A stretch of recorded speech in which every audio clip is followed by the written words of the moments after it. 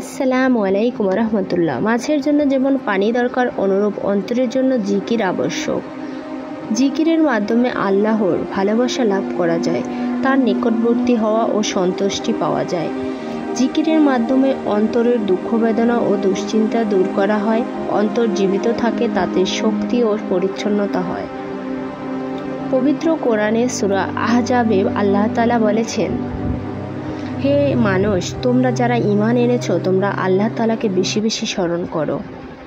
সকাল সন্ধ্যায় তোমরা তার পবিত্রতা ঘোষণা করো। সূরা আল আহজাব আয়াত 41-42। রাসূল সাল্লাল্লাহু আলাইহি সাল্লাম বলেছেন, তুমি লা হাওলা ওয়ালা কুওয়াতা ইল্লা বিল্লাহ বেশি বেশি বলো, কেননা তা জান্নাতের রত্নভাণ্ডারের অন্তর্ভুক্ত।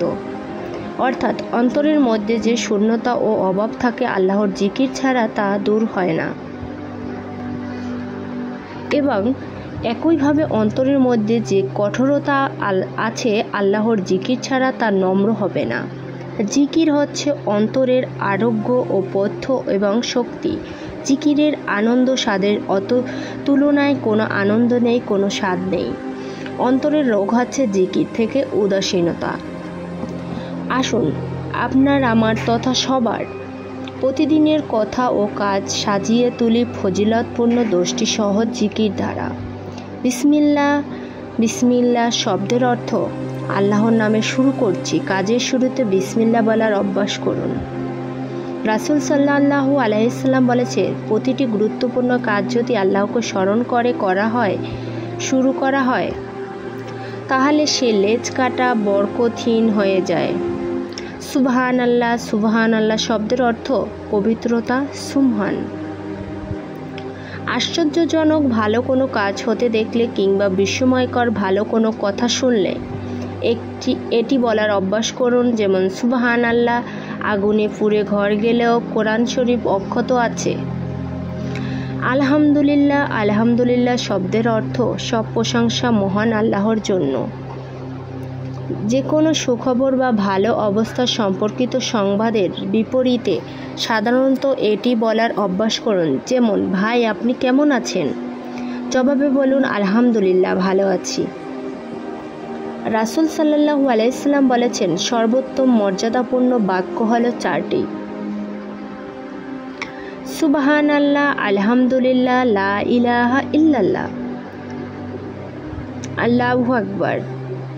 মিশকাত 2294। মাশাআল্লাহ। মাশাআল্লাহ শব্দের অর্থ আল্লাহ যেমন চেয়েছেন। এটি আলহামদুলিল্লাহ ও সুবহানাল্লাহ শব্দের মতোই ব্যবহৃত হয়ে থাকে, অর্থাৎ যে কোনো সুন্দর এবং ভালো ব্যাপারে এটি বলুন। যেমন, মাশাআল্লাহ তুমি তো অনেক বড় হয়ে গেছো। রাসূল সাল্লাল্লাহু আলাইহি সাল্লাম বলেছেন, যে ব্যক্তি কোনো বিস্ময়কর বস্তু দেখার পর মাশাআল্লাহ, লা হাওলা ওয়ালা কুওয়াতা ইল্লা বিল্লাহ বলবে, তবে তাকে কুদৃষ্টি স্পর্শ করবে না। নাউজুবিল্লাহ। নাউজুবিল্লাহ শব্দের অর্থ আমরা মহান আল্লাহর কাছে এ থেকে আশ্রয় চাই। যে কোনো মন্দ ও গুনাহের কাজ দেখলে তার থেকে নিজেকে আত্মরক্ষার্থে এটি বলুন। রাসূল সাল্লাল্লাহু আলাইহি সাল্লাম বলেছেন, তোমরা ভয়াবহ বিপদ ও হতভাগ্যের অদল গহ্বর, মন্দ তাকবীর ও শত্রুর আনন্দ প্রকাশ থেকে আল্লাহ তাআলার কাছে আশ্রয় প্রার্থনা করো। সহিহ বুখারী 6166। ইনশাআল্লাহ। ইনশাআল্লাহ শব্দের অর্থ যদি আল্লাহ চান। কোনো ভালো কাজ ভবিষ্যতে করতে চাইলে এটি বলুন। আল্লাহ তাআলা বলেন, আপনি কোনো কাজের বিষয়ে বলবেন না যে সেটি আমি আগামীকাল করব, যদি আল্লাহ চান বলা ব্যতিরেক। আস্তাগফিরুল্লাহ। আস্তাগফিরুল্লাহ শব্দের অর্থ আমি মহান আল্লাহর কাছে ক্ষমা চাই। অনাকাঙ্ক্ষিত কোনো অন্যায় বা গুনাহ হয়ে গেলে এটা আমরা বলবো। রাসূল সাল্লাল্লাহু আলাইহি সাল্লাম বলেছেন, আল্লাহর কসম, আমি প্রতিদিন 70 বারেরও বেশি আল্লাহর কাছে ক্ষমা চাই এবং তাওবা করি। বুখারী 6307। জাযাকাল্লাহ খায়রা এর অর্থ আল্লাহ আপনাকে সর্বোত্তম প্রতিদান করুন। কেউ আপনার কোনো উপকার করলে তাকে থ্যাংক ইউ না বলুন জাযাকাল্লাহ খায়রা। রাসূল সাল্লাল্লাহু আলাইহি সাল্লাম যে ব্যক্তির কোনো উপকার করা হলো, সে উপকারকারীকে জাযাকাল্লাহ খায়রা বলে দোয়া দিল, সে নিঃশব্দে উপকারীর পূর্ণাঙ্গ রূপে প্রশংসা করল। ইন্না লিল্লাহি বা ইন্না লিল্লাহি ওয়া ইন্না ইলাইহি রাজিউন। অর্থ নিশ্চয়ই আমরা মহান আল্লাহর জন্য এবং আমরা তার দিকেই ফিরে যাব। যে কোনো দুঃসংবাদ বা বিপদের সময় আমরা এটি বলবো। রাসূল সাল্লাল্লাহু আলাইহি সাল্লাম বলেছেন, কোনো মুসলিম নরনারী কোনো বিপদে পড়ার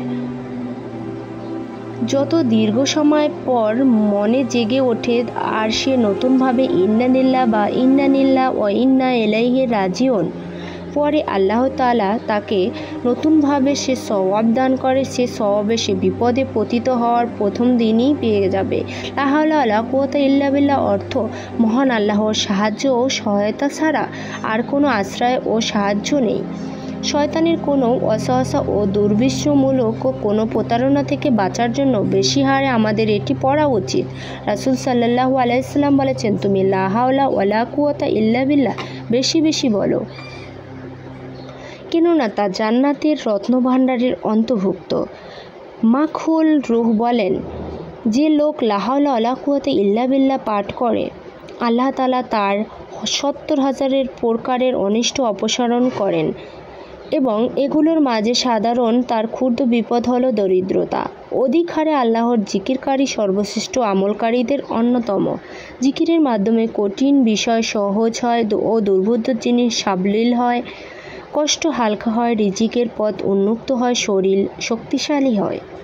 জিকিরের মাধ্যমে শয়তান দুর্বৃত্ত হয়, তাকে লাঞ্ছিত অপমানিত করে। আল্লাহ আমাদের সবাইকে তার জিকির করার তৌফিক দান করুক। আমিন।